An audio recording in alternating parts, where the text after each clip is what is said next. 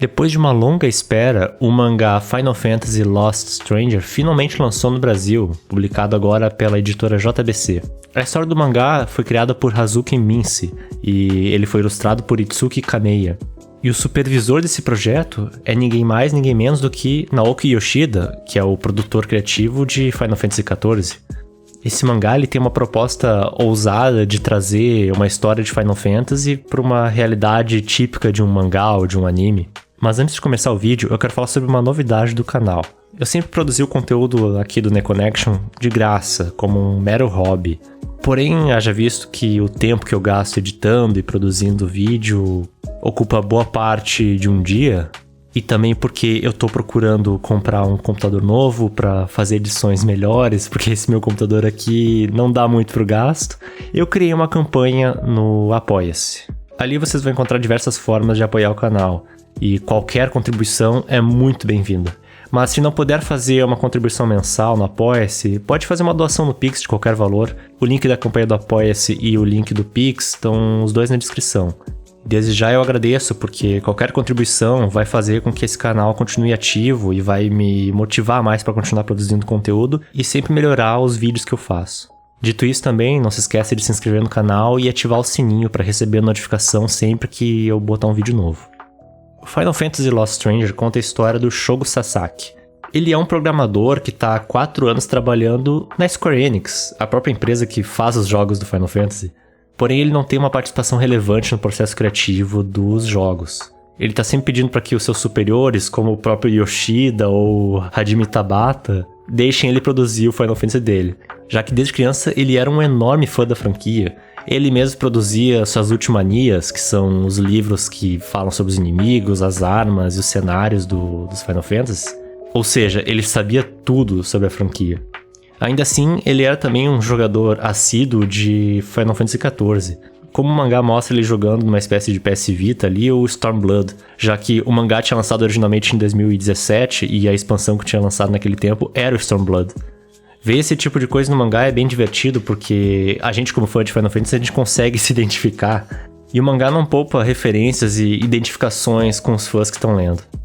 A personagem que serve como segunda protagonista do mangá é a Yuko, que é a irmã do Shogo. Ela faz o papel de motivar ele quando ele estiver deprimido e dizendo pra ele não desistir de um dia fazer o Final Fantasy dele, já que ele tinha prometido pra ela na infância que ele iria de fato fazer um dia o jogo que seria o sonho dos dois. E esse acaba sendo o papel dela na história, sendo mais como um conforto emocional pro protagonista nos momentos que ele se sente desmotivado. Mas isso acontece só no início da história. O mangá realmente apresenta sua proposta principal quando os dois personagens são atropelados por um caminhão e são transportados para um outro mundo. Sim, é exatamente aquele estereótipo de Isekai que existem N versões. Mas eu vou criticar um mangá de Final Fantasy que usa isso? Não. Exatamente porque eu acho que esse não é o ponto do mangá, porque o foco não tá como eles foram transportados, mas é a utilização do conteúdo típico de Final Fantasy em um mangá. E eu já vou explicar o que acontece daqui pra frente, que justifica esse fato engraçado ter acontecido.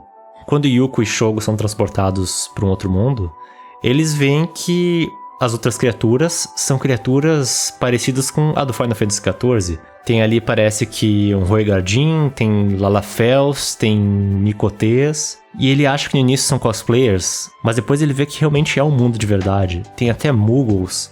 E perguntando pra essas pessoas, elas falam que não conhecem esses nomes de raças que ele falou. Apesar de que eles sejam parecidos com Nicotês, Lalafels, etc., eles possuem outros nomes. E cada um deles tem uma classe, como White Mage, Guerreiro, Black Mage. Assim, os irmãos chegam à conclusão que eles estão, de fato, no mundo de Final Fantasy. E aí começa uma história de Isekai dentro de um mundo de Final Fantasy. A história progride de uma forma bem leve no início, que é basicamente eles tentando se adaptar a um tipo de classe, tentando se juntar num clã, vendo como é que funciona a economia do mundo. E nesse meio tempo eles vão notando as diferenças que existem de um Final Fantasy normal para aquela realidade de Final Fantasy. Ah, e é claro, a gente não pode esquecer que tem alguns etis aí no meio, numa cena de banheira, mas enfim. A coisa realmente começa a ficar de fato interessante numa reviravolta que acontece no final do primeiro capítulo.